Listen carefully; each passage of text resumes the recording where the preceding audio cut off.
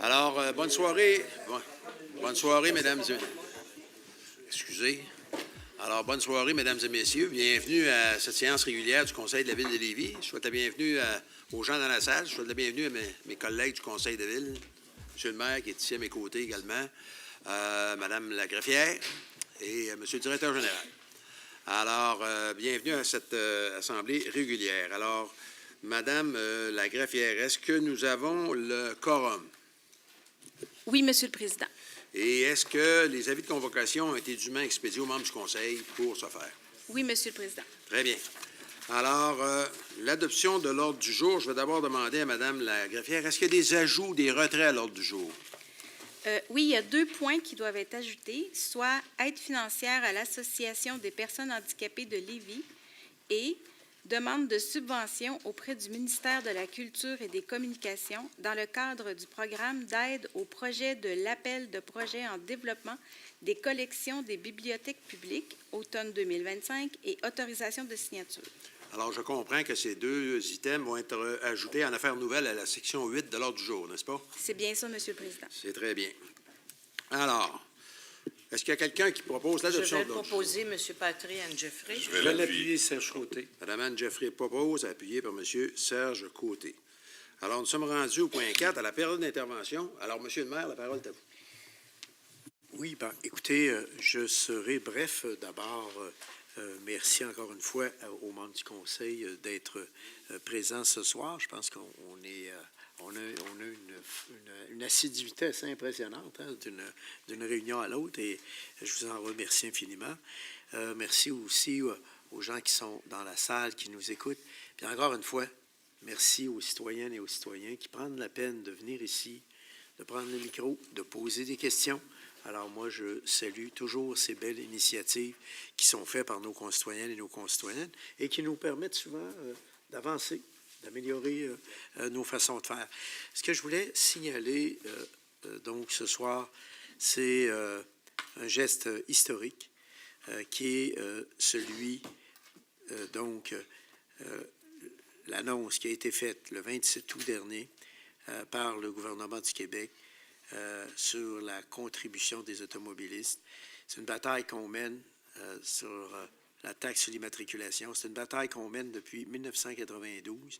Alors, ce qu'il faut dire, c'est qu'à Lévis, depuis 1992, les citoyens versaient 30 $ à la Société de l'assurance automobile pour soutenir le transport en commun, mais il y a seulement que la moitié qui revenait dans les goussets de la Société de transport. L'autre moitié allait carrément du côté de la Rive-Nord. Alors, depuis 1992, qu'on mène cette bataille, et on l'a dénoncé depuis de nombreuses années, et ça a représenté pour nous une perte d'environ 27 millions de dollars depuis 1992. Enfin, cette réforme met fin à cette inéquité vieille de 30 ans qui va permettre à la STL d'obtenir 1,3 million de financement additionnel par année. C'est une excellente nouvelle. C'est un leadership quand même excellent du côté de la Société de transport de Lévis. Merci, M. Dorval. Je sais que vous avez travaillé fort. On a travaillé fort avec la Ville aussi, donc pour atteindre cet objectif-là. Merci à toute l'équipe également de la Société de transport de Lévis, parce que ça s'ajoute avec quelques nouvelles fort intéressantes dans les dernières années. Tout d'abord, la fameuse interconnexion entre les 2 rives qui est en construction. C'est incroyable. Mais tout ce que vous voyez dans les nouvelles, quand vous entendez dire que ça va mal sur la rue des Hôtels pour les commerçants, etc., bien, sachez que c'est pour réaliser la voie réservée pour la STL qui va nous amener directement à l'Université Laval. Et tous les travaux que vous voyez sur le boulevard Laurier, c'est pour permettre à nos autobus de passer en souterrain, n'est-ce pas, et avoir accès à ces centres de transfert. Ça s'ajoute également, avec mon collègue Bruno Marchand, on a travaillé fort là-dessus, et le succès, n'est-ce pas, M. Dorval, a été instantané. C'est toute l'unification de la tarification, donc le tarif unique entre les 2 rives, qui a connu un succès. Quel a été le pourcentage d'augmentation? Je sais que c'est énorme, mais c'est quand même incroyable. C'est un très fort pourcentage d'augmentation, M. le maire. Pas loin de 1000 usagers de plus, là, juste à Lévis. Puis c'est des usagers additionnels qu'on a eu C'est ça. au niveau du billet métropolitain. Puis je pense que c'était un succès. C'est ça. L'autre point qu'il nous faut souligner, c'est le fait que la société de transport, et ça faisait partie de nos orientations, a vraiment travaillé dans l'intérêt de l'amélioration du transport en commun sur notre territoire. Alors, le meilleur exemple, c'est bien sûr la fameuse desserte donc, du transport en commun qui allait jusqu'au Parlement et que finalement, la Société de transport de Lévis a réussi donc à convaincre la population lévisienne du bien fondé de laisser tomber cette vieille pratique qui faisait en sorte qu'on venait doubler les autobus du RTC et à la faveur d'un tramway qui pourrait nous arriver d'une année à l'autre. Alors, ça va être drôlement intéressant pour les gens de faire ce switch-là. Donc, et ça l'a permis un redéploiement et un ajout d'heures de transport collectif et actif ici à Lévis, sur notre territoire. Et maintenant, on a des circuits express qui ont été ajoutés, on a toutes sortes de circuits qui ont été ajoutés. Jamais le transport en commun, jamais nos autobus n'auront circulé autant sur le territoire lévisien. Et enfin, on ressente l'action sur la desserte du transport collectif du territoire lévisien.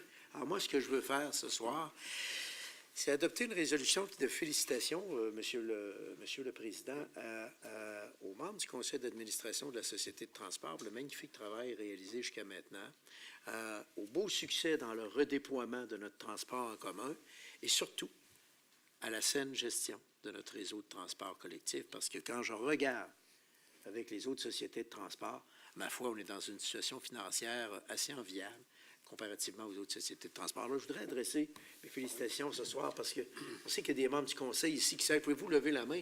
Les membres qui siègent, bon, il y a Isabelle, il y a Serge Bonin, il y a Michel Turner, Serge Côté, Michel Patry, Isabelle. Alors, sachez, évidemment, Steve qui en est le président, sachez une chose. Moi, chaque fois que Steve me fait rapport des avancées au niveau du transport collectif, je me dis, wow, ça roule bien, ça fonctionne bien, et on fait quand même des pas de géant, sans compter nos voies réservées sur Guillaume Couture, où on a encore des travaux qui sont en cours entre Desjardins et Saint-Omer. Alors, ce sont des avancées exceptionnelles au niveau du transport collectif. Donc, mes premiers mots, c'était pour remercier tous ceux et celles qui ont été les artisans, puis en même temps, à ces remerciements-là, du membre du conseil d'administration, ajouter aussi le dévouement de M. Jean-François Carrier à titre de directeur général, qui m'a-t-on dit, il va peut-être prendre sa retraite bientôt, alors, et toute l'équipe de la Société de transport de Lévis. Alors, je comprends, M. le maire, vous en fait une proposition formelle. Est-ce que c'est unanime? Oui. Alors, bien. donc, Alors, Mme merci. Lagraffière, vous consignez... Merci. Très bien. Un autre de mes fiertés, Monsieur le Président, cette semaine, c'est, après un an de travaux de modernisation, nous avons procédé à la réouverture du centre Raymond Blais, situé à Lévis, dans le secteur est de la ville. C'est un lieu emblématique, un véritable carrefour communautaire. Et là, il reprend sa place au cœur de la vie sociale, culturelle et associative. C'est un investissement de près de 5 millions de dollars, 4,8 plus précisément. Ce centre-là, l'air de rien, mais on l'a visité lors de l'inauguration la semaine dernière. C'est quand même 11 salles polyvalentes, dont les plus grandes peuvent accueillir jusqu'à 350 personnes.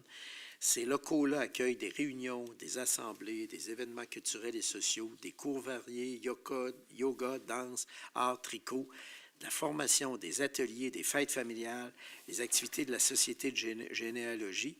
Et on parle, tenez-vous bien, de 5 heures d'utilisation pour ce centre communautaire, ce qui en fait un des centres communautaires les plus fréquentés à Lévis. Alors moi, je veux profiter de l'occasion, sans compter la bibliothèque de Saint-David, qui est située dans le centre, évidemment, qui a ouvert ses portes le 26 août, et c'est extraordinaire ce qu'on a réussi avec la bibliothèque de Saint-David, une bibliothèque qui était un peu dans la pénombre de la noirceur, de l'obscurité.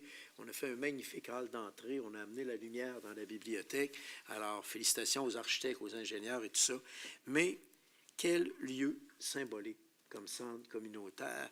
Et moi, c'est drôle, mais quand on a inauguré le nouveau centre, j'ai dit, je m'ennuie quasiment de du vieil escalier en métal tout rouillé lorsqu'on accédait au centre Raymond-Blais, parce qu'on y a tellement été de nombreuses fois que finalement, donc, il y avait une certaine nostalgie. Mais la hall d'entrée ultra moderne. Alors moi, je veux profiter de l'occasion, cette fois-ci, pour d'abord féliciter notre conseiller municipal du quartier, Serge Côté, qui a été très tenace. Merci, Serge.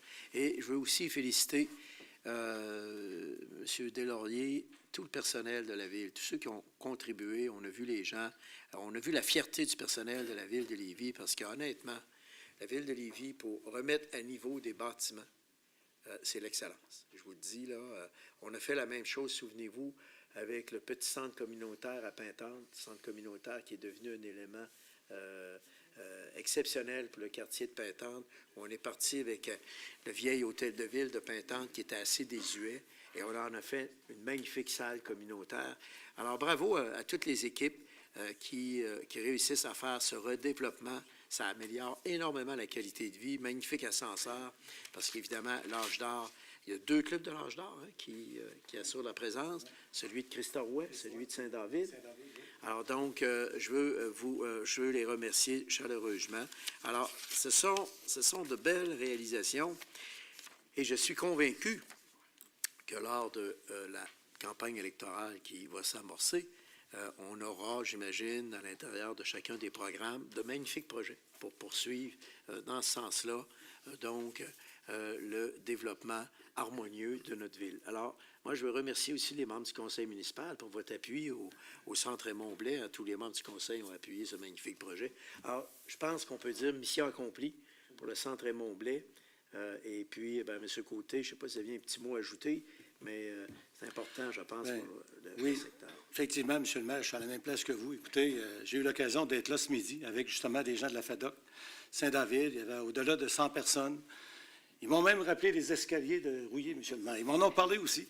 Alors, j'ai pensé à vous. Donc, effectivement, les gens sont ébahis, les gens sont contents de retrouver leur centre aussi, parce qu'on sait quand même que ça n'a pas été facile les dernières années. Il y a eu la pandémie. Après ça, bien, ils ont dû quitter pour 1 an pour la rénovation. Mais non, effectivement. Puis aussi, vous l'avez dit, M. le maire, merci à tous les collègues aussi du conseil de ville, toute la direction aussi, parce que c'est un travail d'équipe. Hein? Puis, comme j'ai dit, en politique, il faut être patient, parce que ça fait un petit bout de temps que je l'avais dans mes cartons. Alors là, il est réalisé, puis merci à vous tous. Puis je peux vous dire que les gens qui étaient là ce midi, là, ils n'avaient que de bons mots pour nous. Alors, je fais le message. Merci.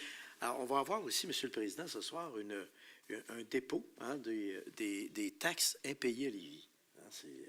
Pour les gens, ça peut apparaître spécial, mais c'est une obligation de la loi. On se doit de les déposer. Mais soyez assurés d'une chose, et je tiens à le dire, puis à féliciter notre directeur général et toute l'équipe de la direction des finances et tous ceux qui travaillent sur ce dossier-là. Je tiens à dire une chose. On récupère 100% de nos billes. Soyez-en assurés. Alors donc, et ça, on a un résultat qui est pas loin du 100% de récupération. Évidemment, il y a un processus qui est appliqué systématiquement à la ville, un premier avis, un deuxième avis, un troisième avis. Pourquoi? Parce qu'il peut arriver que des gens de nos concitoyennes et de nos concitoyens éprouvent certaines difficultés. Donc, il faut donner, bien sûr, la chance aux coureurs, mais il y a des limites à donner la chance aux coureurs. Et soyez assurés que nous, après les derniers avis, on procède avec une demande introductive d'instance à la Cour municipale. Et par la suite, on en vient à une entente de paiement parce qu'on est capable quand même de négocier certaines ententes. Mais sachez qu'on perçoit l'ensemble de nos créances. Alors moi, je veux vous féliciter pour ce magnifique score, parce que quand on regarde les résultats, ils sont là. Et surtout, merci d'avoir mis en place un solide processus de recouvrement des revenus de taxes qui fait notre honneur.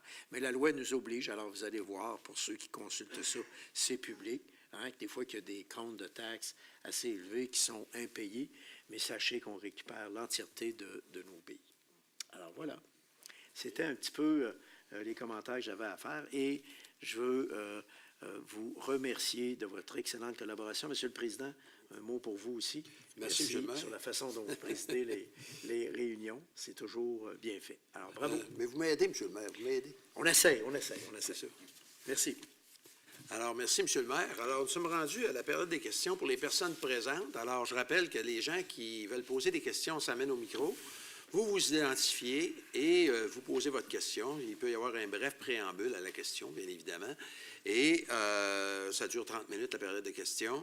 Alors, Madame, la parole est à vous.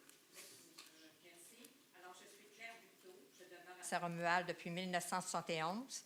Depuis 1997, j'étais à la retraite et puis nous avons démarré pour les aînés le patineur à l'aréna de Saint-Romuald. Puis là, on est rendu au Centre Onco. Et avant la pandémie, on avait le vendredi souvent une centaine de patineurs. Les plus âgés ont accroché leur patin à 90 ans. Mais là, ce n'est pas tout à fait la même affaire. Depuis la pandémie, on a perdu des heures de patin et les gens trouvent ça dommage. Le vendredi matin, on avait 2 périodes et là, on était rendu, depuis quelque temps, c'est 8h30 à 9h30. Puis même si le surveillant y est là, on ne peut pas monter sur la glace, avant 8h30, c'est la ville qui l'a dit. Bon, je prends le commentaire de ce qu'on a. Et puis maintenant, au lieu de 9h30, de 8h30 à 9h30, on a appris cette semaine que c'était de 8h30 à 9h20. Alors, les gens trouvent ça dommage de perdre autant d'activité physique. Le mercredi, ça n'a pas bougé, c'est de 14h à 15h20, ça c'est parfait. Mais le vendredi matin, quand on dit qu'on avait 2 périodes avant la COVID, après la COVID, ça a été changé, mais là, on a encore perdu 10 minutes, puis 10 minutes, c'est 10 minutes. Alors, j'aimerais leur donner un rapport demain matin. Merci. Bien, merci, Madame. Monsieur le directeur général, Madame parle des heures de glace, particulièrement, je crois, le vendredi, parce qu'elle a dit que le mercredi, c'est correct. Mercredi après-midi, de 14h à 13h et à 15h. Bon, alors, avez-vous une réponse à donner à Mme Buteau? Oui, merci de votre question, Mme Buteau. En fait, vous m'excusez, je n'ai pas de réponse spécifique pour le cas que vous vivez aujourd'hui, évidemment. Par contre, on va aller voir ce qui se passe, ce qui fait en sorte que les heures ont changé, ont été diminuées. J'imagine qu'il y a une réponse, il y a quelque chose qui explique ça. Je ne le connais pas, mais on va aller vérifier, puis on va s'assurer que quelqu'un vous rappelle pour vous communiquer l'information. On va voir ce qu'on peut faire aussi. Les utilisateurs sont nombreux pour nos équipements. Qu'est-ce qui explique la situation que vous vivez, puis les pertes ne serait-ce qu'un 10 minutes ou d'un 20 minutes ou d'une demi-heure, bien, je pense que c'est important pour votre programme. On va aller voir qu'est-ce qui peut se faire là-dessus parmi les heures disponibles aussi. Alors, je vais aller à l'information, puis on va vous rappeler rapidement. Alors, très certainement, Madame. C'est sûr qu'avant la fête du travail, au mois d'août, il fait chaud, mais il y a moins de monde. Mais dès que le froid arrive, il y a plus de monde. Alors, c'est les patineurs, c'est sûr, c'est des aînés. Là, ils ont pris notre deuxième période du vendredi, ils l'ont donné au patin libre pour tout le monde. Mais moi, j'ai 81 ans, je ne patine pas avec les enfants. Les enfants, ça tourne et tourne et tourne, ce n'est pas prudent. Alors, c'est pour ça. Merci. Merci, Madame. Alors, Monsieur le directeur général, étant donné que Madame parle des heures du vendredi, aujourd'hui, on est lundi, puis il patine également le mercredi. Est-ce que vous pourriez, demain, mardi, communiquer avec Madame pour lui dire ce qu'il y en est, pour qu'elle puisse transmettre la réponse aux gens avec qui elle patine?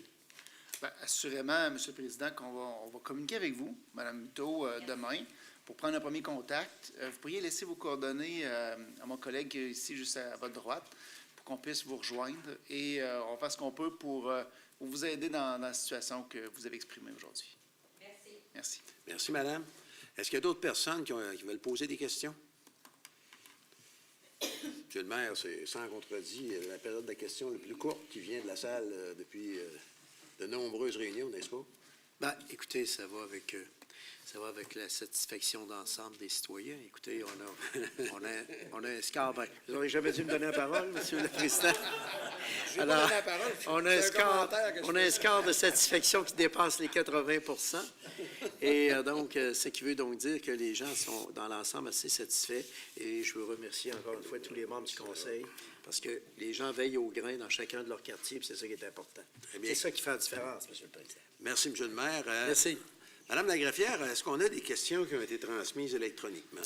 Oui, Monsieur le Président, nous en avons 3. Pouvez-vous faire lecture des questions en question? Oui, donc la première qui vient de M. Richard Saint-Pierre. La voici. Nous avons appris dernièrement qu'un ou des fonctionnaires ont bloqué l'accès aux terrains de baseball qui ne seront plus disponibles pour l'entraînement de nos valeureuses équipes à partir de maintenant, les empêchant de s'entraîner pour les tournois provinciaux. Nos équipes qui représentent Lévis au niveau provincial doivent s'entraîner sur les terrains des municipalités voisines. Qu'est-ce qui justifie ce manque de jugement et de compassion pour les jeunes sportifs de la part de la Ville? Très bien. Alors, monsieur fait des affirmations. D'abord, monsieur le directeur général va vous laisser répondre. S'il y a quelqu'un d'autre qui veut rajouter du conseil, il n'y a pas de problème. Merci, M. le Président. En fait, M. Saint-Pierre, je vous assure que ce n'est pas un manque de jugement ni de compassion envers les jeunes sportifs, absolument pas. Je pense qu'on met tout en œuvre pour que les jeunes puissent faire le plus de sport possible et être en action. On a 2 sites, 5 terrains actuellement qui sont disponibles pour les pratiques. Il y en a 2 au Parc 4 saisons, puis il y en a 3 au Stade Georges Maranda. Alors, je vous assure que ce n'est pas une question de disponibilité, probablement un enjeu de communication, par contre. Peut-être qu'il y a eu entre les équipes qui vous amènent à avoir eu cette information-là. Par contre, il y a bel et bien des terrains qui sont disponibles actuellement à la Ville jusqu'au 22 septembre et donc pourront bénéficier les jeunes qui sont en compétition pour leur pratique en prévision d'être performants lors de leur tournoi. Alors, les équipements sont là, donc un enjeu de communication, je résumerai ça ainsi pour la question, M. le Président. Est-ce qu'il y a quelqu'un qui veut rajouter? Madame Demers? Oui, merci. Pour ma part, j'ai été interpellée aussi durant la fin de semaine. Ce que je voudrais ajouter, c'est que les équipes et les associations qui ont déjà prévu des activités qui dépassent hier, qui était le 7 septembre, ont accès à des terrains autres que les terrains que M. Deslauriers vient de mentionner. Il y a des équipes qui vont jouer sur le terrain Grande Pointe jusqu'à la fin de semaine prochaine, qui sont dans les séries, donc c'est déjà autorisé. C'est sûr que, puis moi je le dis, là, c'est pas du tout un manque de jugement. Ça fait des années qu'on essaie je vais dire, on laisse les terrains ouverts quand il y a des équipes qui sont encore, puis là présentement c'est les championnats provinciaux. Je suis de façon régulière sur les terrains de baseball, j'en entends parler. C'est sûr que quand je dis cette question-là, puis qu'on parle d'un manque de jugement, je trouve ça vraiment... je vais dire blessant dans le sens où les terrains de baseball, quand les équipes et les associations nous en font part, les terrains demeurent disponibles. Bien sûr, les 5 terrains qui vont rester ouverts jusqu'au 21 septembre, des fois, ça va faire un peu plus de déplacement pour les équipes. Par contre, on reste sur le territoire de la Ville. Donc, je me dis, on se déplace, on va un peu plus loin, mais on reste aussi sur le territoire de la Ville et il n'y a pas d'obligation d'aller faire des locations sur des terrains de municipalités voisines. On sert notre population, puis on la sert bien. Donc, pour ce qui est des terrains de baseball, ils sont disponibles présentement. Voilà, c'est ce que je voulais ajouter. Merci. Merci, Mme Demers. Alors, on va passer à la question suivante. Mme Lagreffier. Oui, Mme Lucie Leblanc demande pourquoi ma propriété sise au 4788-4790 rue Saint-Laurent-Lévis est la seule à ne pas avoir droit à de vignettes de stationnement dans la zone 4-5. J'aimerais avoir une explication. Monsieur le directeur général. Oui, alors, Mme Leblanc, M. le Président, on a contacté Mme Leblanc aujourd'hui même.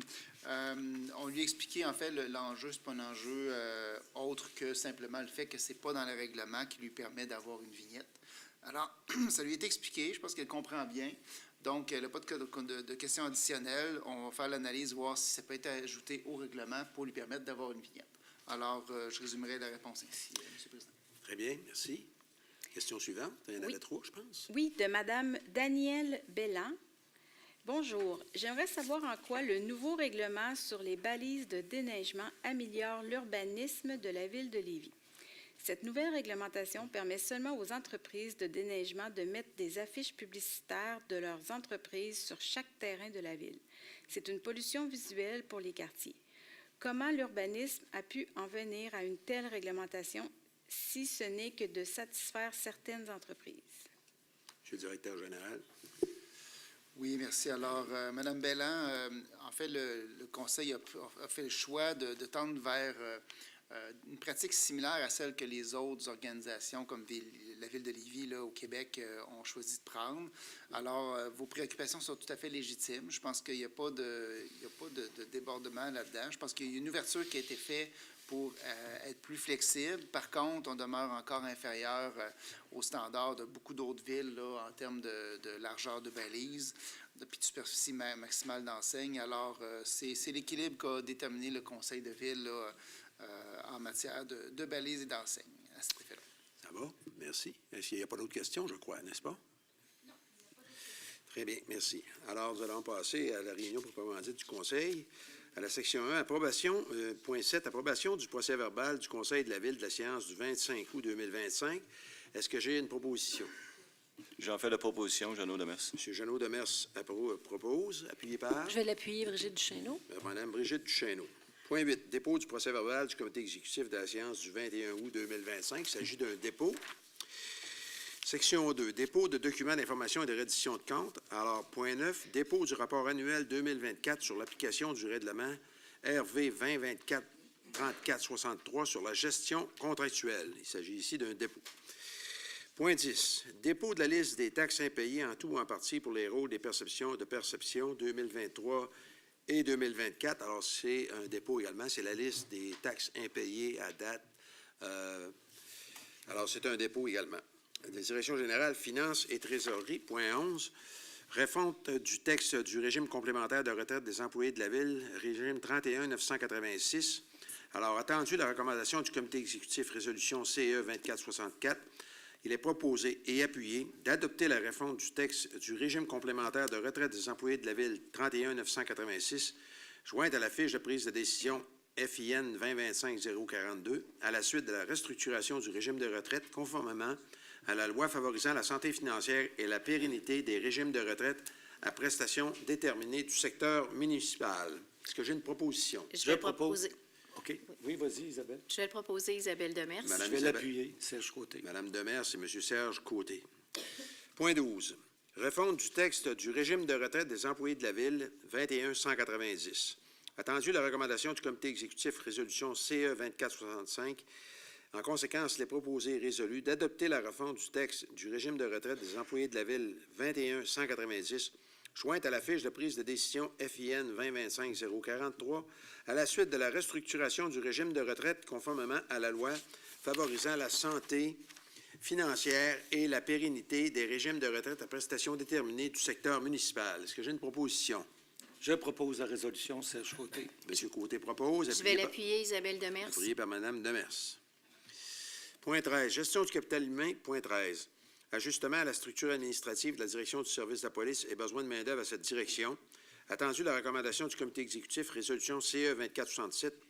En conséquence, il est proposé et résolu d'autoriser les ajustements à la structure administrative de la direction du service de la police, précisé à la fiche de prise de décision GCH 2025-055 et d'autoriser la direction de la gestion du capital humain à procéder au mouvement de main-d'œuvre requis, présenté à cette fiche de prise de décision, de même qu'à pourvoir tous les postes assez vacants par ces mouvements de main-d'œuvre. Est-ce que j'ai une proposition? Je propose la résolution, Serge Côté. M. Serge Côté propose, appuyé par? Je vais l'appuyer, Isabelle Demers. Mme Isabelle Demers, merci.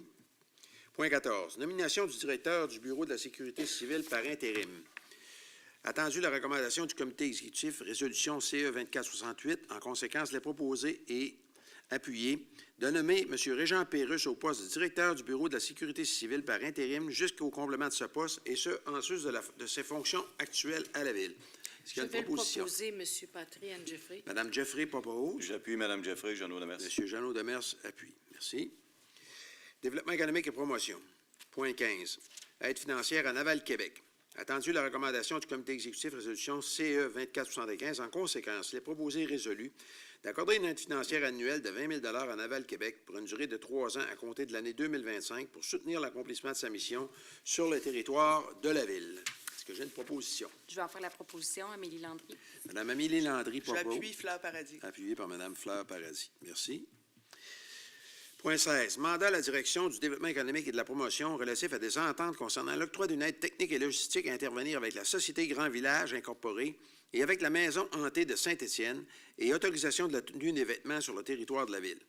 Alors, attendu la recommandation du comité exécutif résolution CE 2476, en conséquence, il est proposé et résolu de mandater la Direction du développement économique et de la promotion et de l'autoriser à conclure une entente concernant l'octroi d'une aide technique et logistique à intervenir avec la Société Grand Village Incorporée pour l'édition de 2025 de Fêtons Don de la valeur estimée des services indiqués à la fiche de prise de décision DEV 2025-048, d'autoriser la tenue de cet événement sur le territoire de la Ville et d'autoriser le directeur du développement économique et de la promotion à signer cette entente et tout document requis pour donner plein effet à la présente résolution.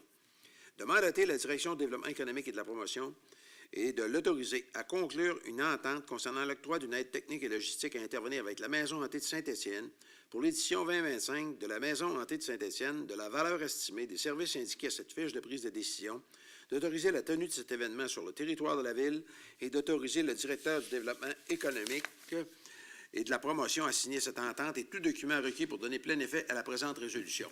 Est-ce que j'ai une proposition? J'en fais la proposition, Jeannot Demers. M. Demers propose, appuyé par M. Régent Lamontagne. Merci. Environnement, point 17. Financement de la dépense relative au programme de soutien aux initiatives environnementales municipales.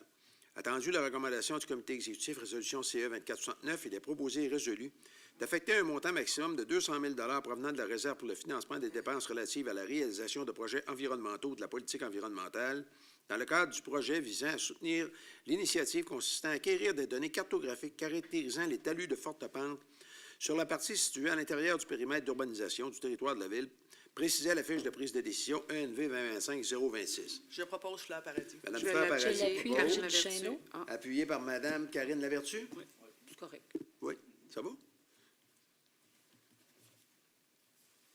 Point 18. Financement de la dépense relative aux cours d'eau. Attendu la recommandation du comité exécutif résolution CE 2477, en conséquence, il est proposé et résolu d'autoriser le financement de la dépense relative aux cours d'eau pour l'année 2025, précisé à la fiche de prise de décision ENV 2025-027, au montant maximum de 170 000 à même l'affectation de la réserve financière pour les dépenses relatives aux cours d'eau. Est-ce que j'ai Je une propose proposition? Fleur Paradis. Je vais l'appuyer, Brigitte Duchesneau. Madame Fleur Paradis propose, appuyée par Madame Brigitte Duchesneau. Merci. Approvisionnement et gestion immobilière.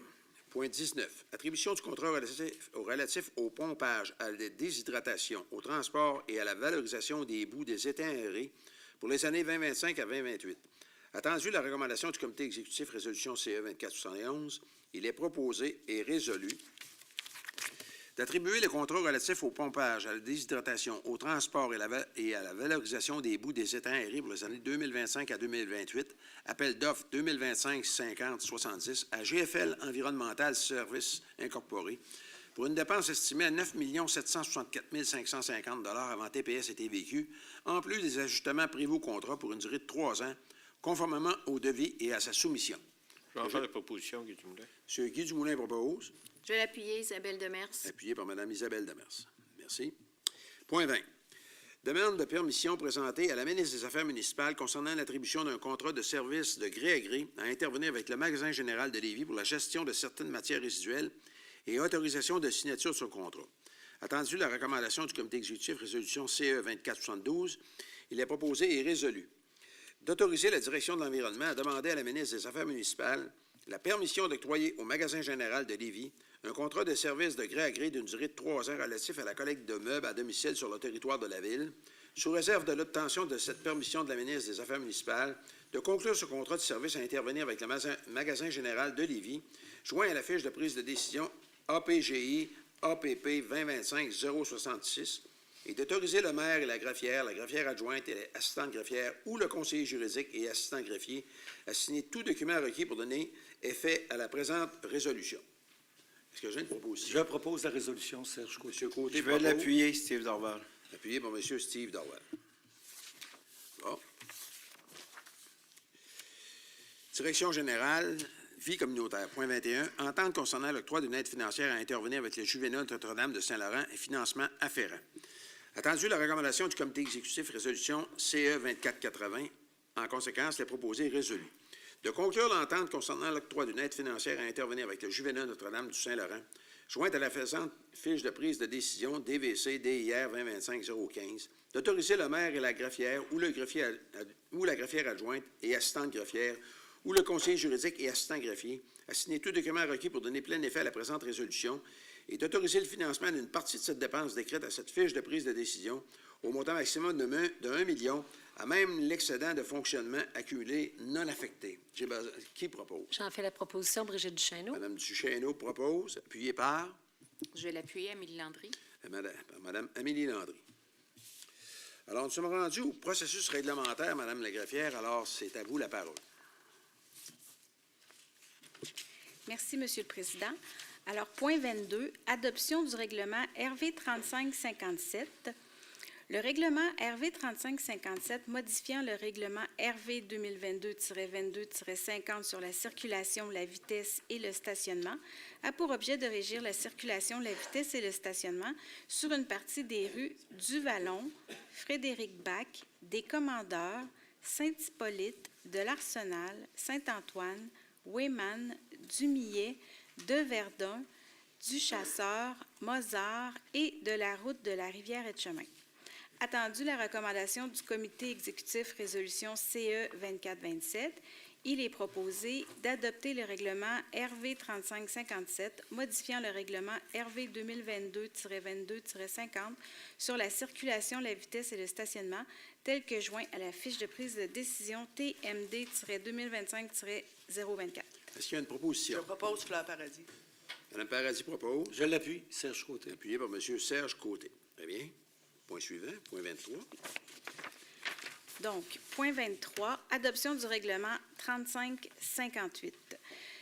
Le règlement RV 3558 modifiant le règlement RV 2024-34-96 sur le coût des permis, des licences et de la tarification pour les biens et les services offerts par la Ville a pour objet de mettre à jour la tarification applicable pour certains des services offerts par la Ville. Attendu la recommandation du comité exécutif, résolution CE 2429, il est proposé d'adopter le règlement RV 3558 modifiant le règlement RV 2024-34-96 sur le coût des permis, des licences et de la tarification pour les biens et services offerts par la Ville, tel que joint à la fiche de prise de décision FIN-2025-040. Qui propose? Je vais le proposer, Isabelle Demers. Mme Demers. Je vais l'appuyer, Brigitte Duchesneau. Propose et Mme Duchesneau appuie. Très bien. Point 24. Oui. Adoption du règlement RV 3549. Le règlement RV 3549 relatif au paiement d'une contribution destinée à financer tout ou partie de dépenses liées à l'ajout, l'agrandissement ou la modification d'infrastructures ou d'équipements municipaux a pour objet d'exiger le paiement d'une contribution monétaire destinée à financer tout ou partie d'une dépense liée à l'ajout, l'agrandissement ou la modification d'infrastructures ou d'équipements municipaux requis pour assurer la prestation accrue de services municipaux découlant de l'intervention visée par une demande de permis de construction, conformément aux articles 145.21 et suivants de la Loi sur l'aménagement et l'urbanisme.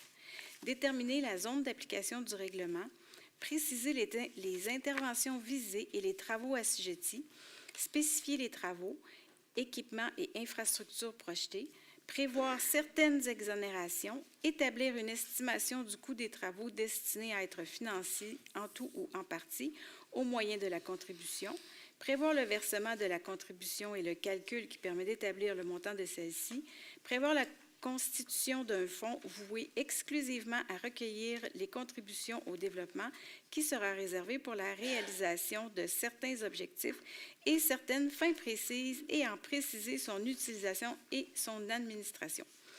Attendu la recommandation du comité exécutif résolution CE 2481, il est proposé d'adopter le règlement RV 3549 relatif au paiement d'une contribution,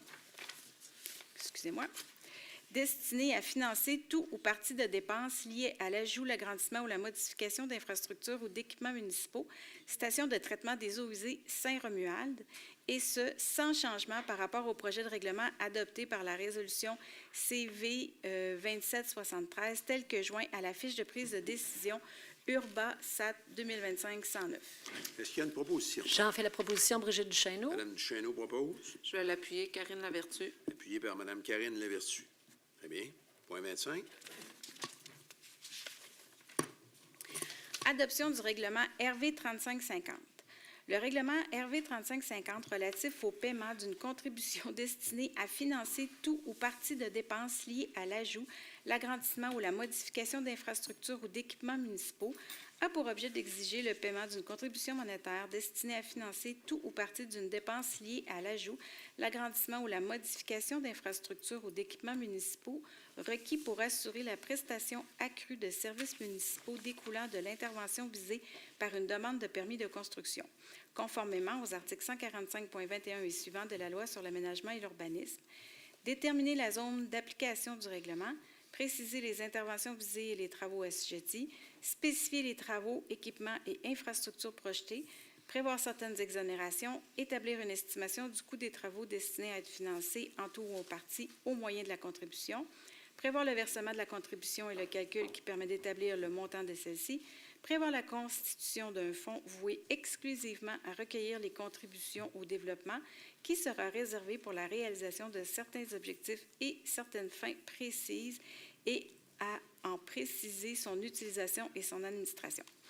Attendu la recommandation du comité exécutif, résolution CE 2482, il est proposé d'adopter le règlement RV 3550 relatif au paiement d'une contribution destinée à financer tout ou partie de dépenses liées à l'ajout, l'agrandissement ou la modification d'infrastructures ou d'équipements municipaux, stations de traitement des eaux de Desjardins, et ce, sans changement par rapport au projet de règlement adopté par la résolution CV 2775, joint à la fiche de prise de décision Urbasat 2025-110. Est-ce qu'il y a une proposition? J'en fais la proposition, M. Patry. Madame Anne Jeffrey. Jeffrey Je propose. l'appuie. Serge Côté. Appuyé par M. Serge Côté.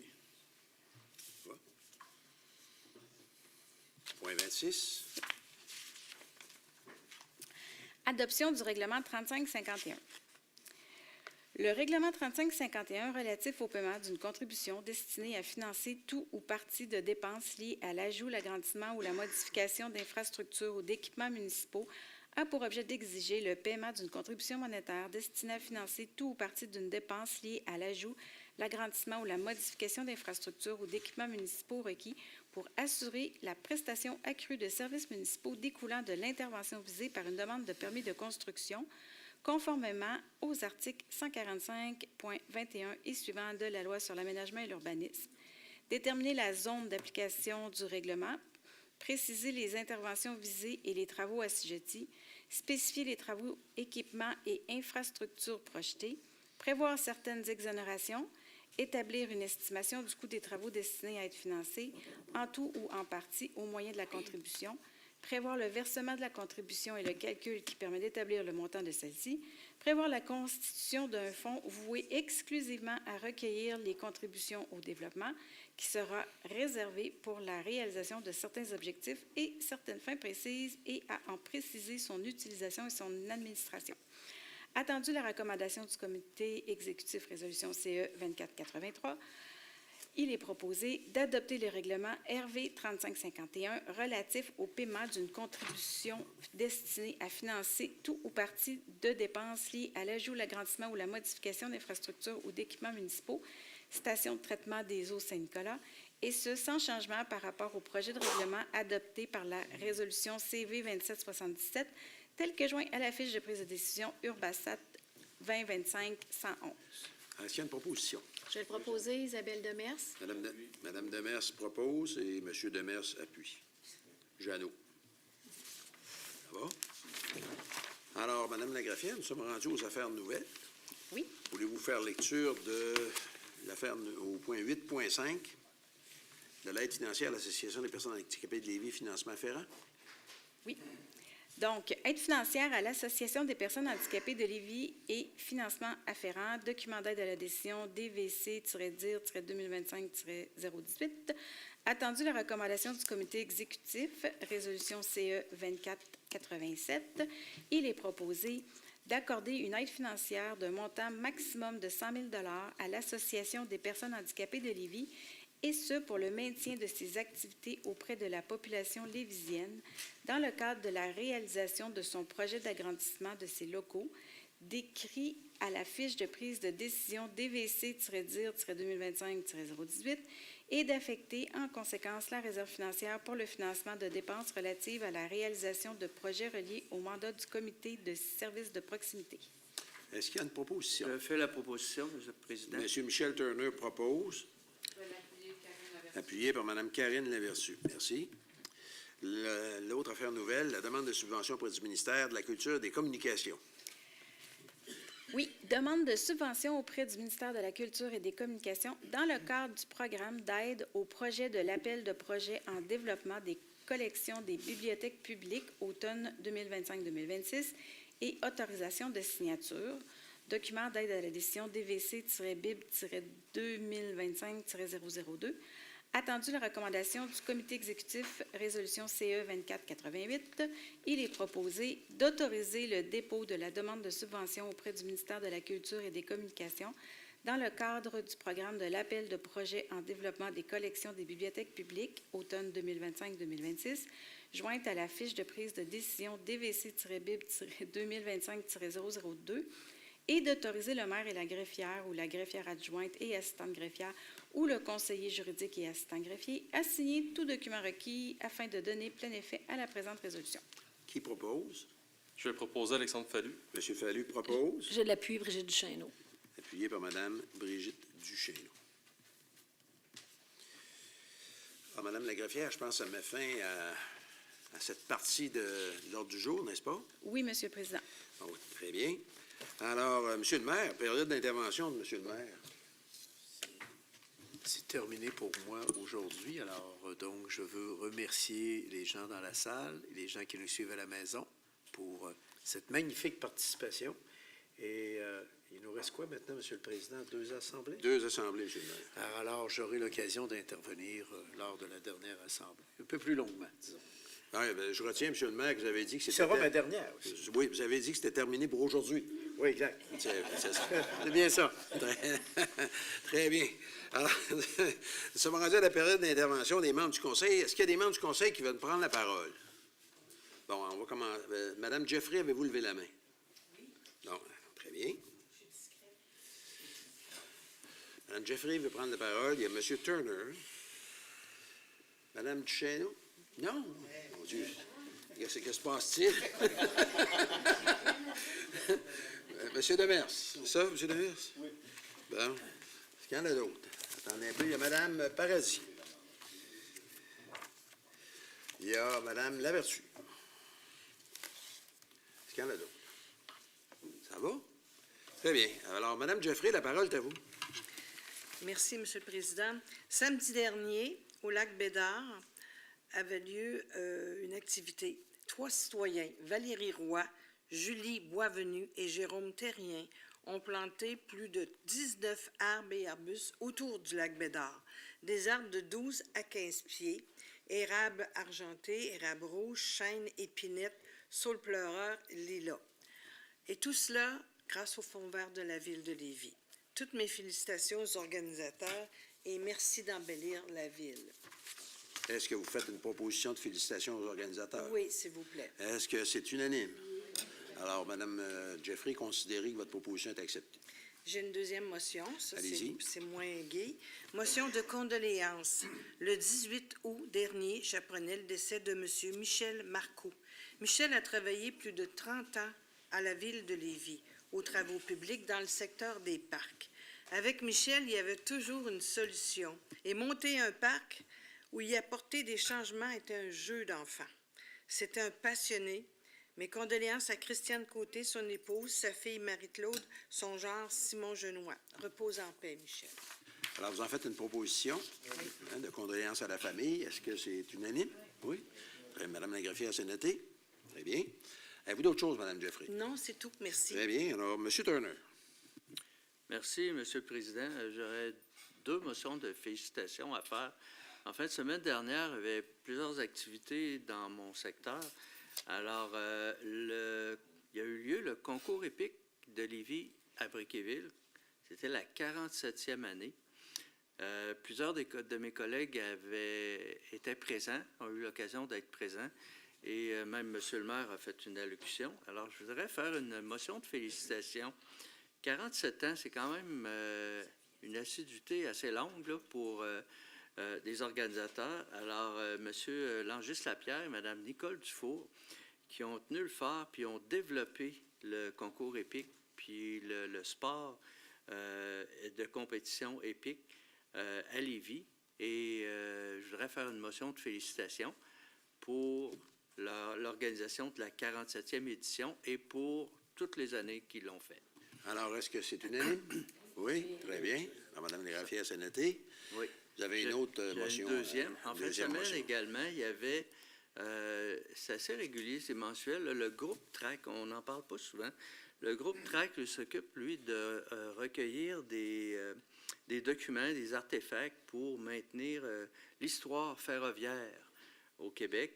Alors, le groupe TRAC à Charny avait une porte ouverte en fin de semaine et on a eu l'occasion de rencontrer les nouveaux administrateurs du conseil d'administration et j'ai eu l'occasion d'échanger avec eux sur leurs projets. Et je pense qu'au cours des dernières années, il y a eu un gros travail qui a été fait pour valoriser toute la richesse des collections ferroviaires qu'on a ramassées à Lévis. Et je voudrais féliciter les nouveaux membres du conseil d'administration pour leur travail et leurs projets à venir, en leur souhaitant d'avoir beaucoup de succès pour les prochaines années. Très bien. Alors, est-ce que c'est unanime? Félicitations au groupe TRAC. C'est bien ça? Oui. Oui. Conseil d'administration. Très bien. Avez-vous d'autres choses, M. Turner? Ça va, merci. Ça va? Alors, M. Demers. Merci, M. le Président. Vous savez que moi, j'aime le sport. Fait qu'aujourd'hui, j'ai 4 motions de félicitations à faire. Vous savez qu'il y a eu les Jeux du Canada qui se tenaient du côté de Saint-Jean-Terre-Neuve et Labrador, du 18 au 25 août. Et on a eu 4 athlètes de Lévis qui se sont démarqués. Je pense que c'est important. D'abord, lors du premier bloc de compétition, Aurélia Girard, nageuse de 16 ans, originaire de Saint-Nicolas. Saint-Nicolas? Oui, on OK, a parce compris. a remporté pas moins de 3 médailles. Elle a mis la main sur la médaille d'argent aux 50 mètres d'eau et aux 100 mètres d'eau chez les filles, en plus de remporter la médaille de bronze au relais 4 fois 100 mètres. Après, on a de son côté du para-athlète lévisien de 24 ans, Mathieu Doré, a décroché la médaille d'or au lancer du poids et lancer du 10. Notons qu'il a également réalisé un record canadien de 51,82 mètres dans la catégorie. On ne ferait pas mieux, M. le Président. Je vous regarde pas, vous. Moi, ben, je ne sais pas. Par la suite, Nathan Labrie est revenu avec la médaille d'argent au cou, lui qui faisait partie de l'équipe de softball masculine du Québec qui se sont inclinés 4-2 contre l'Ontario en finale. Ah, c'est... Et pour terminer, Juliane Bélanger a remporté la médaille d'argent avec l'équipe féminine de soccer qui s'est inclinée 1-0 en finale contre l'Ontario. Alors, vous faites une motion de félicitations pour ces 4 personnes-là qui ont performé. Ces 4 jeunes Lévisiens. 4 jeunes Lévisiens. Alors, est-ce que vous avez noté les noms, Mme la greffière? Je vous les donnerai tout à l'heure. Oui, c'est ça. Alors, monsieur, mais est-ce que c'est unanime, cette motion de félicitations-là? Oui, bien, bravo, les athlètes de Lévis qui performent comme ça. Puis je me permets juste de dire que dans ces athlètes-là, il y a plusieurs boursiers de la ville de Lévis. Oui, c'est important parce que la ville donne des bourses aux athlètes qui performent et de diverses catégories, d'ailleurs, n'est-ce pas? Très bien. Alors, avez-vous d'autres choses, M. Demers? Ça va. Ça va? Mme Paradis? Oui, merci, M. le Président. On a adopté un point ce soir. C'est une initiative municipale avec les sous qui sont donnés, qui sont dans le fond vert. C'est cartographier les talus à forte pente à la ville de Lévis. Oui. Ça fait partie du plan d'action de la politique environnementale qui a été adopté en juin 2022. Alors, le but de ça, c'est de prévoir les glissements de terrain dans un contexte de changement climatique. On sait que des fois, ça nous dépasse. C'est un engagement pour une ville résiliente. Donc, ça va permettre d'identifier les risques et les vulnérabilités dans les zones en forte pente. Alors, c'est un montant de 200 000 $ qui est accordé. C'est une initiative municipale. Très bien, madame. Alors, il y avait Mme Lavertu. Donc, moi, aujourd'hui, j'aimerais faire une motion de félicitations au comité organisateur de la course de boîte à savon de Charny, qui a eu lieu samedi passé. C'était leur 10e édition. Il y a eu plus d'inscriptions encore cette année que l'an dernier, donc on voit que l'activité gagne en popularité. La météo est venue s'en mêler un peu, mais bon, ils ont réussi à pouvoir accélérer les choses puis terminer l'activité avec grand succès encore cette année.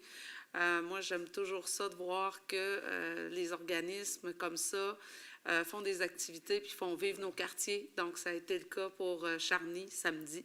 Donc, j'aimerais avoir une motion de félicitations pour le comité. Alors, c'est unanime, je présume? Oui, alors, votre motion est adoptée unanimement, Mme Vertu.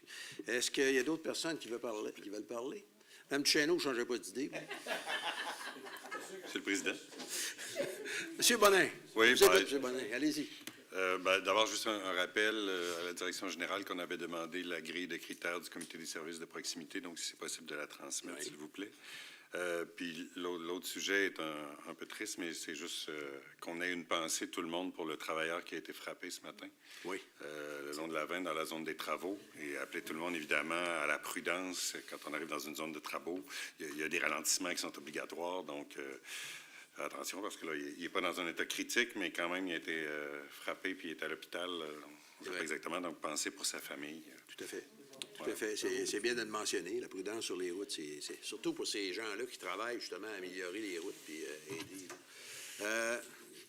Il n'y a pas d'autres interventions des membres du Conseil? Non? Comme je suis membre du Conseil, vous allez me permettre une brève intervention.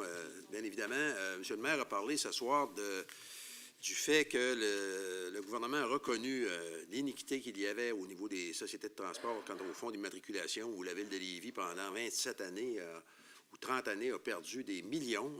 C'est des millions de dollars à coût de 1 300 000 par année, où la Ville a été privée de ces revenus-là, parce que ça met en exergue des commentaires qu'on a eus souvent ici même, puis on a eu même au conseil d'administration de la société, qu'on en faisait pas assez, etc., au cours des années. Il faut savoir d'où la société partait. La société de transport partait, ne serait-ce qu'en 2009, quand j'avais pris la présidence à l'époque, je vous assure, là, pour acheter un autobus, là, c'était le parcours du pèlerin, là, on va le dire comme ça. C'était incroyable. Puis avant ça, avant mon règne, on achetait des autobus usagés, et on les cannibalisait pour en faire. On en achetait 3 pour en faire un. Oui, dans l'époque du RTC et de la CITRSQ. Alors, c'est pas des farces. Alors, quand on voit aujourd'hui où est-ce qu'on est rendu, malgré le fait qu'on a été privé de 50 du fonds d'immatriculation, imaginez-vous si on l'avait eu, le fonds d'immatriculation, où on serait rendu aujourd'hui. Alors, il y a eu des progrès considérables. Il faut l'avoir vécu pour s'en rendre compte.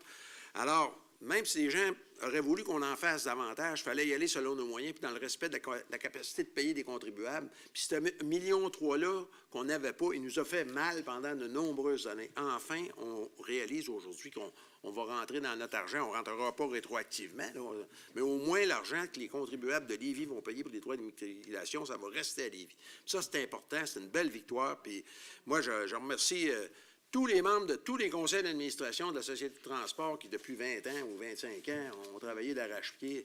Moi-même, je ne sais pas combien de ministres des Transports j'ai rencontrés à titre de président, mais je le portais malheur parce qu'à chaque fois que j'en rencontrais un, 2 mois plus tard, il changeait, c'était plus le même groupe. Fait que... puis c'est même pas une farce, c'est une réalité.